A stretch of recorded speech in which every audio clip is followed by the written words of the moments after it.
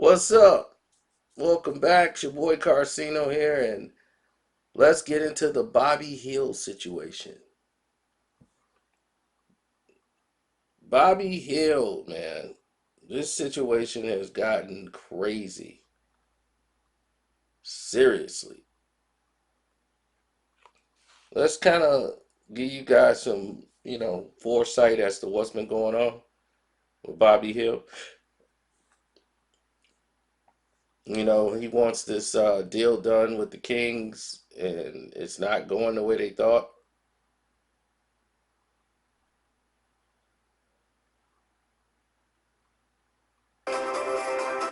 So here we go.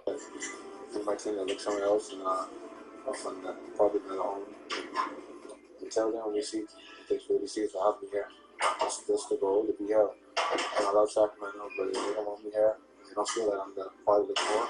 I like respect and loyalty. I feel like I'm part of the group that's getting the team back where it needs to be. So, like I said, I want to be here, and they don't want me here. Fine, it's going to be else. I'll just. So the Kings offered him a 4-year deal of $90 million. He said he was insulted. That freaked people out. Max reflect kind of a desire to help this organization build a winner and keep the pieces it needs. And it's not always about less than the max. It's just like something that is reasonable and it's not an insult. Whereas that where we respect each other on a level, we come to agreement. That's the biggest thing between me and my team. That come to agreement. I know myself confidently. I can go out there and my job is to go out there and hoop and play for the max. If every player is not playing for the max, I don't know why you're in the NBA. And some people will get the max, some people won't get the max. That's how it works. But my job is to go there and chill every night so I can be that max player. So. Not once did he mention championship. He says, I want to play well and kill it to get the max.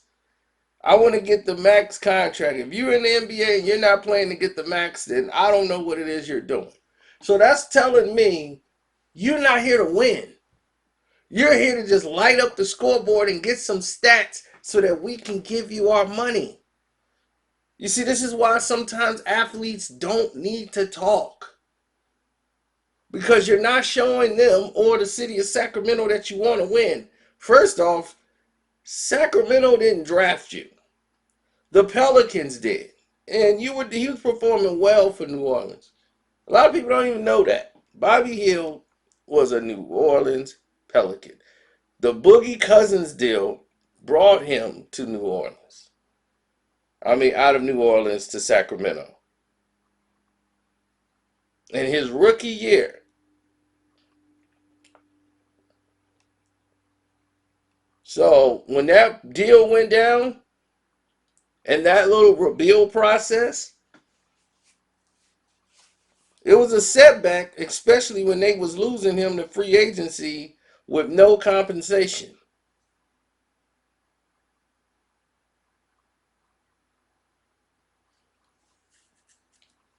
Now, when he made that, and because he felt he was undervalued, I'm going to tell you right now, Bobby is worth about 135.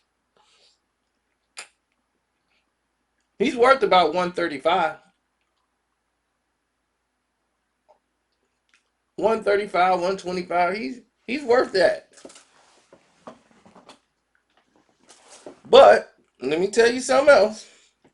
He's asking for 110. That isn't unreasonable.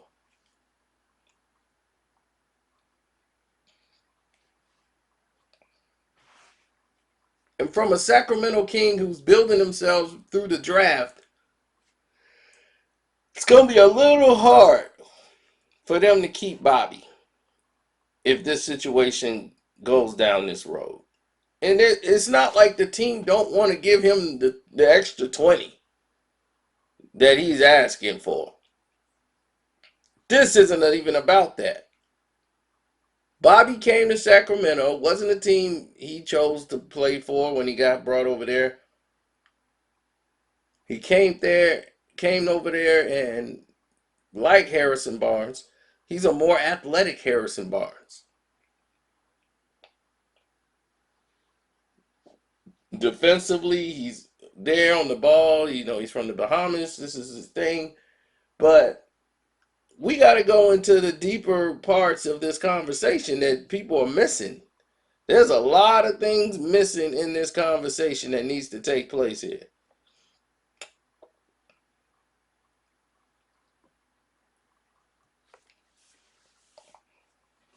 Bobby Hield came in and said, I gave you clue points of exactly what I was saying. If you match it, if you know what I'm going for, why not give it to me now? What's the point in waiting so long? That means you don't trust what I bring to the table. So why wait till other teams give me something I deserve? And why didn't you want to do it? Hopefully this will happen by Monday. If it don't, might have to find a new home. Now, what Bobby doesn't seem to understand, and a lot of people are in this situation here, the team has to weigh the cost of signing him again. You know, if he becomes a restricted free agent in the summertime, the Kings have to determine what percentage of the salary cap they can allocate to him. You know, now with the new market, you know, making enough money to re-sign players, because you got De'Aaron Fox, you got Marvin Bagley the third. You know what I'm saying? So the international incident, which made this a problem, and people don't understand it. When not David Stern, Adam Silver Slipper came out and told you guys,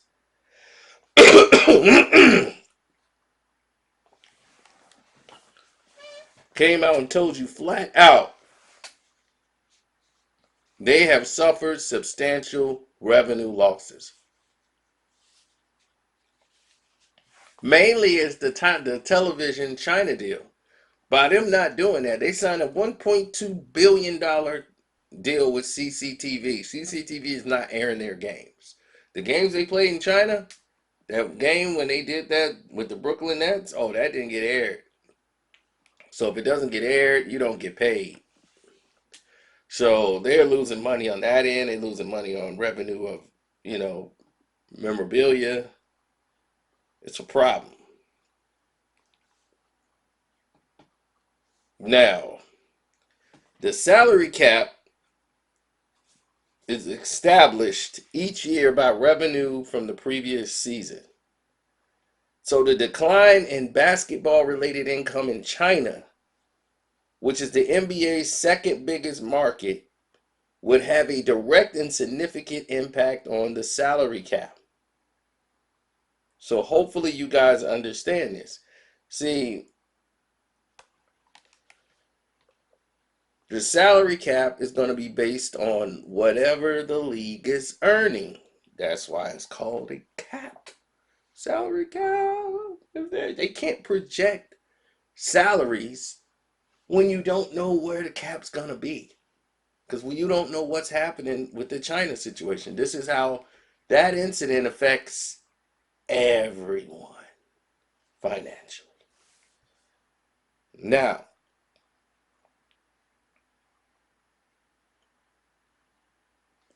Hield is eligible to receive up to 25% of the cap through a 4-year extension worth about $130 million. See? See? Didn't I tell you he worked about that much?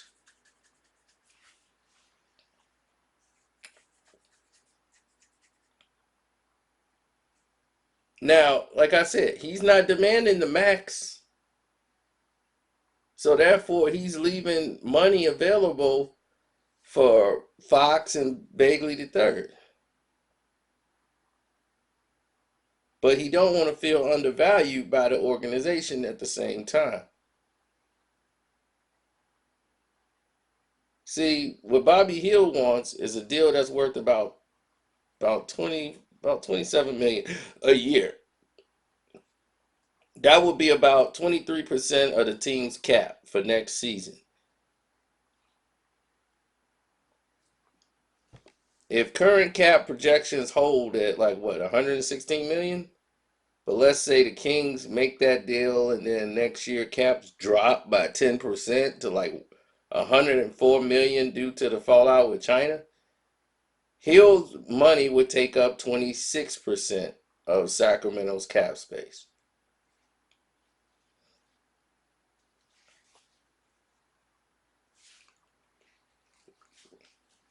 See, the Kings, their average salary is about 22 million. That amount to about 19.3 million of the $116 million cap.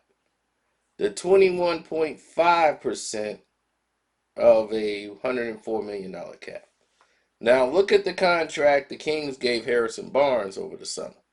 Barnes got $85 million deal, which pays him an average of 21.2 per year. That amounts up to 21% of this year's salary cap, but Barnes' contract front-loaded paid him $24 million in the first year, which is 24% of the cap. And like I told you, both of these guys are like the same person. And they both are respected on the team, except for, that Bobby's the team leader in score. He emerging more as a potential all-star and can generally, become a better shooter. I mean, this guy averaging over 20 points a game. He shoots 45% from the field, 40 from three. That's the new average now. He's the first player in NBA history to make, 600 threes in his first 3 seasons.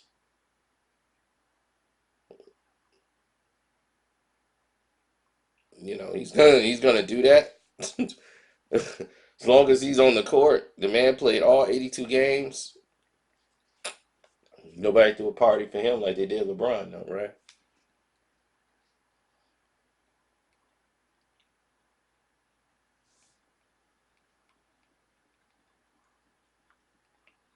Now, there were some people in the organization who wasn't crazy about signing Harrison Barnes to this type of deal.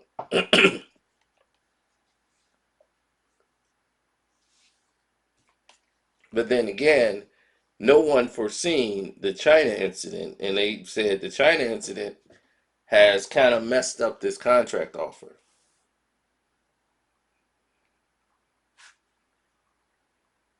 The Kings is not an organization that lights it up, ladies and gentlemen.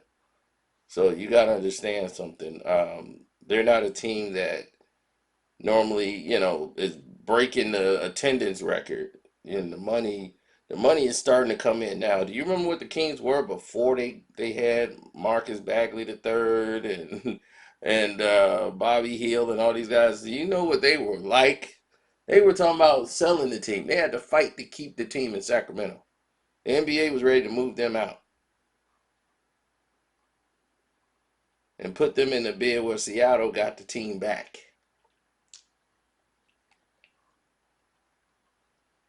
And the people had to fight to keep the Sacramento Kings in town.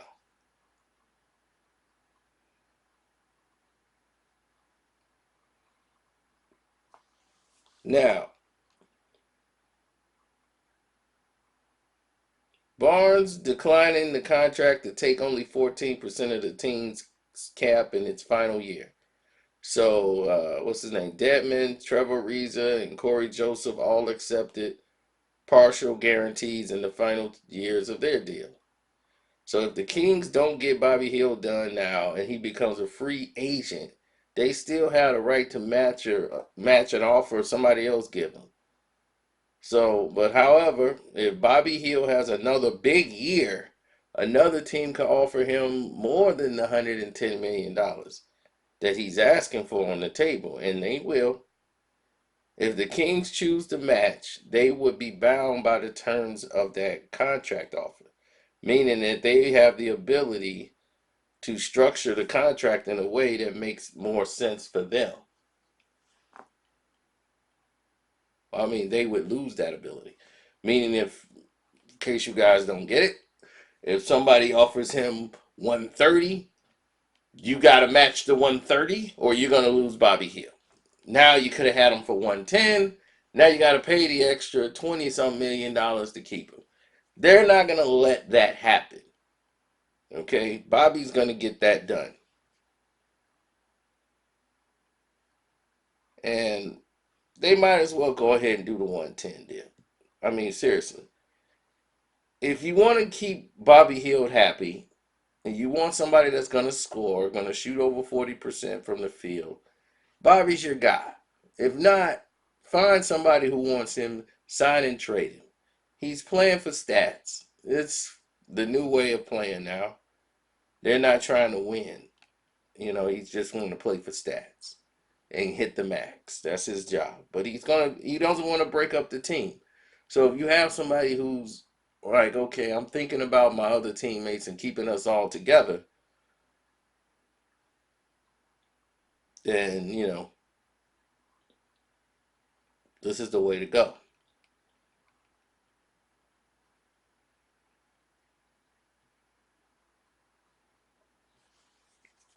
Now, here are some teams that are interested in getting Bobby Hield. The Charlotte Hornets, the Cavs, the Grizzlies, and the Atlanta Hawks. The Atlanta Hawks would love the idea of putting him next to Trae Young. And that's something that they're looking into. Me, I think that's a travesty because I don't think that's going to fit Atlanta's mold at all, because you got basically Trae Young as a scoring point guard, and you got Bobby who likes to move around and do different things. I think they both would be in each other's way.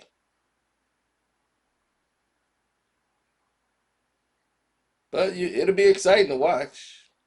But I just think he's a better fit in Sacramento. So y'all tell me what y'all think. It's your boy Carcino. I'm out. Y'all have a blessed day. And more information is coming soon. Deuces.